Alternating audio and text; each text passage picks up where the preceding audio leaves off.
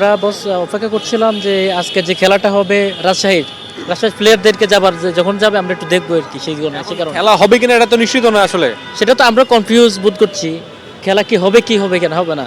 আপনারা আসলে দর্শক হিসেবে কি চান? আমরা তো অবশ্যই খেলা চাই, আসলে প্লেয়ারদের কোনো ধর্মঘট করার কোনো যুক্তি নাই, খেলার জায়গায় খেলা হবে। আর ধর্মঘটটা তো আসলে আনার দরকার নাই, রাজনীতি দরকার নেই আসলে, খেলার ভিতর কোনো রাজনীতি দরকার নেই। আমরা একজন করে শুনবো আসলে যে বিষয়টা হয়েছে। একজন বোর্ড পরিচালক ক্রিকেটারদের নিয়ে একটা অসম্মান আচরণমূলক বক্তব্য দিয়েছেন, তারপরে ক্রিকেটাররা আসলে খেলবেন না বলে মন্তব্য করেছেন। আপনারা আসলে সব কিছু মিলে বিষয়টাকে কেমন দেখছেন, কীভাবে দেখছেন?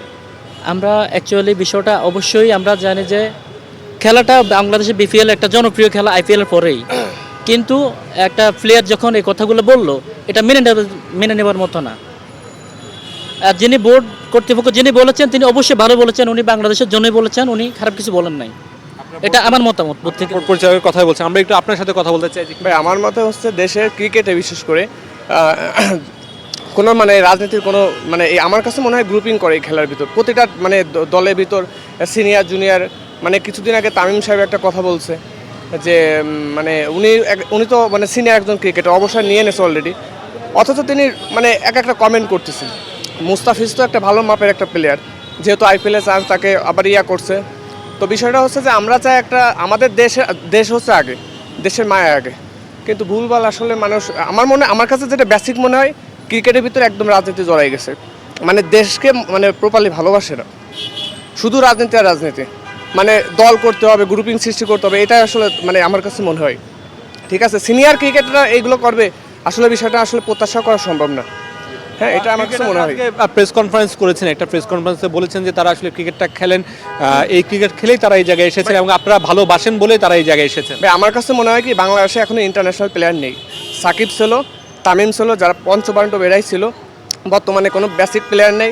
এই যে দেখেন আপনার নুরুল ইসলাম সুয়ান, ওর ব্যাটিং দেখে আমার কাছে কষ্ট লাগে। আমার যদি ছোট ভাই ব্রাদার ওদের ব্যাট করে, ওর থেকে শতগুণ ভালো ব্যাট করবে, ব্যাটই করতে পারে না ভাই। এগুলো কীভাবে ন্যাশনালে চান্স পায় কীভাবে, এটাই হতাশা। ফুল রাজনীতি জড়াই রয়েছে এখানে ভাই। আগে দেশকে ভালোবাসেন, দেশের মানুষকে ভালোবাসেন, আগে হচ্ছে দেশ, কিন্তু এটা দেশকে ভালোবাসে না ভাই। ক্রিকেট খেলা তো আমরা দেখি, ওরা খেলে ওরা ইচ্ছা মতন খেলে, টাকার জন্য খেলে, কিন্তু দেশকে ভালোবাসে। আমার শেষ কথা, দেশে কোনো ক্রিকেট দরকার নেই ভাই, ব্যান করে দেন। দেশে কোনো ক্রিকেট দরকার নেই ভাই, ফুল ব্যান করে দেন ভাই। সবাই বলেন না ঠিক? আমরা বুঝতে পেরেছি দর্শক আসলে বলছিলেন যে ক্রিকেটারদের কথা, যারা ক্রিকেট খেলেন তারা দেশের জন্য ক্রিকেট খেলুক, এমনটাই চাওয়া আসলে দর্শকরা চান যে ক্রিকেটাররা দর্শক। আমরা একটু আরও এখানে অনেক মানুষ জড়ো হয়েছেন, তাদের সাথে একটু কথা বলতে চাই। আপনারা আসলে সবাই এখানে জড়ো হয়েছেন, রাজশাহীর বাস প্রস্তুত, বিপিএল এর দল যাবে, এই জন্যই কি আপনারা এখানে দাঁড়িয়েছেন নাকি সবাই? আমরা সবাই এই কারণে এখানে দাঁড়িয়ে আছি যাতে খেলাটা হয়, খেলার মাঝে যাতে কোনো ঝামেলা বা বিশৃঙ্খলার সৃষ্টি না হয়। তবে আমার একটা ব্যক্তিগত মতামত আছে, যারা বলতেছে যে বয়কট করছে বিপিএল, ওদেরকে পার্মানেন্টলি বাদ দেওয়া হোক, আমার ব্যক্তিগত মতামত।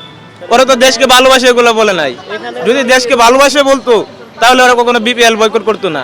ক্রিকেটারদেরকে বাদ দিলে তো ক্রিকেট খেলাটাই বন্ধ হয়ে যাবে। নতুন আরো আছে না প্লেয়ার, ওদেরকে না হোক। ওরা যেভাবে আসছে, ওরাও তো কোনো না কোনো পর্যায়ে ভাবে ওরা জাতীয় দলে আসছে, যারা নতুন আছে ওদেরকে সুযোগ দেওয়া হোক, ওদেরকে আনা হোক। ওরা কেন বিপিএল বয়কট করবে? আর এভাবে উনি যা বলছেন তাতে আমার মতে, আমরা তো রাগ হয়ে মাঝে মধ্যে বলি যে খেলোয়াড়দের পারফরমেন্সের উপরে তার হচ্ছে খেলাটার টাকাটা নির্ধারিত হওয়ার জন্য। সো উনি যা বলছে আমি মনে করি না। কিছুদিন আগে তামিমকে বলছে ভারতের দালাল, তামিম যে কথাটা বললো ভারতে গিয়ে বিশ্বকাপ খেলাটা আমাদের একটা দরকার, আমরা তো এটা কেউই মনে করি না যে ভারতে গিয়ে বিশ্বকাপ খেলাটা দরকার। তো উনি তামিমকে ভারতীয় দালাল বলছে, এখন বিসিবিতে খুব শক্ত। তামিম ইকবাল কিন্তু কোথাও স্পেসিফিকলি বলেননি ভারতে যে বিশ্বকাপ খেলা দরকার, তিনি বলেছেন যে আইসিসি থেকে বড় একটা রেমুনেশন বাংলাদেশ ক্রিকেট দল পায়, সেটা বিবেচনা করার কথা বলেছেন। কিন্তু উনি তো তথ্যটা বলতেছে, তামিম ইকবাল কিন্তু তথ্যটা বলতেছে। হ্যাঁ, এখন হচ্ছে বলছে 90 থেকে 99%, এটা কিন্তু সম্পূর্ণ ভুল। একজন জাতীয় দলের প্লেয়ার, ইন্টারন্যাশনাল প্লেয়ার, সে কি পাবলিকলি কোনোভাবে ভুল তথ্য দিতে পারে? ভুল তথ্য দিতে পারে না তো। এখন বিজেপিতে স্ট্রেট ফরওয়ার্ড কিছু মানুষের কথার জন্য যদি তারা বিপিএল বয়কট করে, এটা আসলে দেশের জন্য লজ্জা। কারণ একই সাথে একজন বোর্ড পরিচালক যিনি ক্রিকেটারদের অভিভাবক, আপনার অভিভাবক নিশ্চয়ই আপনাকে দেখভাল করবে, আপনার ভালো চাইবে, আপনাকে সম্মানটাও দেবে, আপনিও সেটাও চাইবেন, তাই তো? ওনারও তো হয়তো বা একটু সম্মান দিয়ে কথা বলা উচিত ছিল। উনি হয়তো আরেকটু গুছিয়ে বলতে পারতো, কিন্তু উনি যা বলছে তা খুব একটা খারাপ বলেন। আমরা মাঝে মধ্যে তো সোশ্যাল মিডিয়া অনেক ট্রল করি, অনেক বাজে বাজে কথা বলি, তা ওগুলো যদি ওরা দেখতো তাহলে তো ওরা মনে হয় যে আরো খারাপ কিছু করতে পারতো।